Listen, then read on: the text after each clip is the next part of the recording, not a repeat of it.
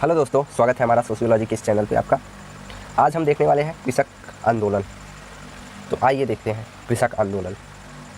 तो पहला है नील विद्रोह, जो 1559 से 1560 तक चला। इसके संस्थापक या अग्रता विष्णु विश्वास तथा दिगंबर विश्वास थे। यह बंगाल में हुआ था। आइए देखते हैं किस लिए यह हुआ था।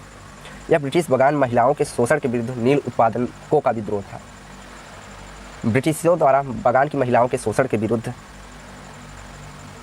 नील उत्पादक जो थे उन्होंने इसका विद्रोह किया था या अर्थात विरोध किया था।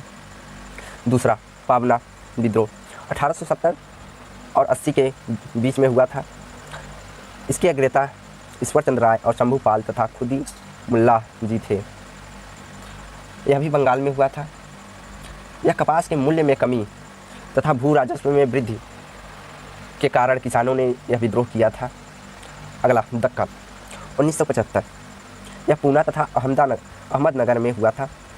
इसे साहूकारों के शोषण के विरुद्ध किसानों का आंदोलन कहा जाता है, जिसके परिणाम स्वरूप 1879 में दक्कन कृषक राहत अधिनियम की घोषणा की गई।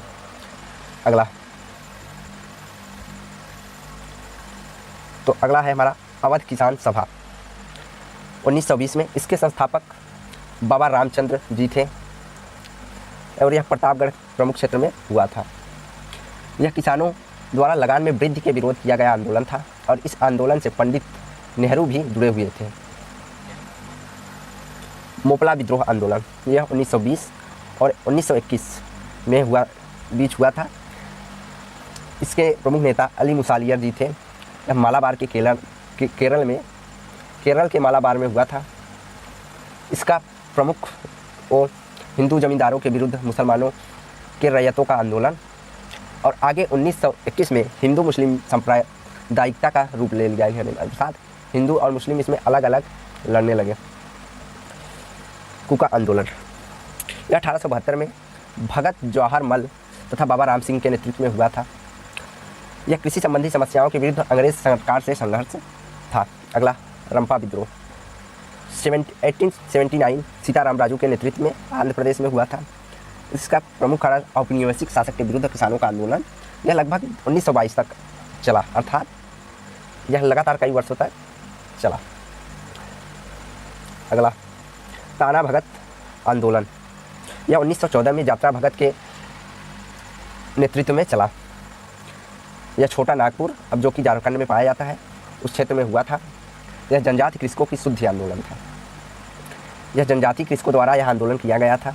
संस्कृतिकरण के रूप में इसे जाना जाता है, अर्थात जनजातियों को जब जातियों में अंग्रेजों द्वारा उन्हें धर्म परिवर्तन कराया जाता था, उसके परिणाम स्वरूप यह आंदोलन हुआ था, इसलिए इसे संस्कृतिकरण के नाम से जाना जाता है।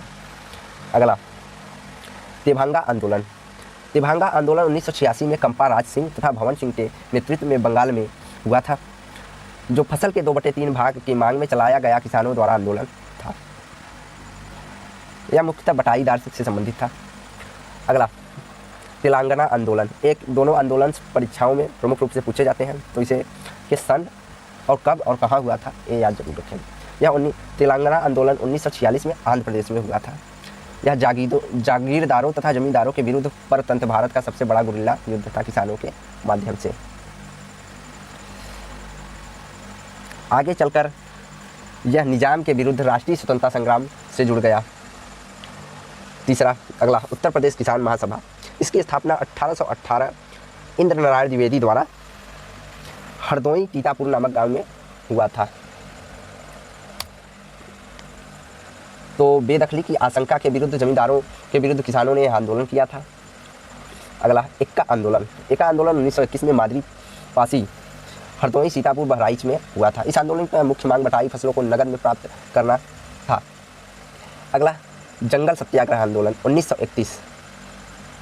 एन.वी. रामा और नायडू तथा एन.जी. रंगा के साथ मिलकर इन्होंने आंध्र प्रदेश में हुआ था। जमींदारों के शोषण के विरुद्ध यह आंदोलन था।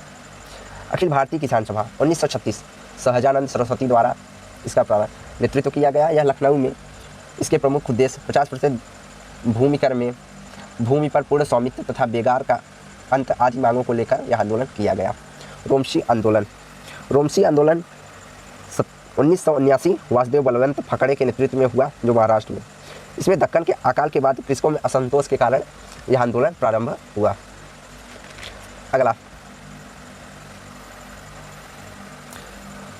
और आगे चलकर यह ब्रिटिश शासन का अंत कर हिंदू शासन की स्थापना का लक्ष्य बना। किस आंदोलन का? रोमसी आंदोलन। बिचौलिया आंदोलन, जो कि कई बार हुआ था, और 1905 में सीताराम दास, 1913 में विजय पाठक, 1916 में मानिक लाल वर्मा और 1927 में हरि बाबू उपाध्याय के नेतृत्व में राजस्थान में हुआ था। किसानों पर 86 प्रकार के कर लगाए गए थे, जिसके विरुद्ध में यह आंदोलन प्रारंभ हुआ था।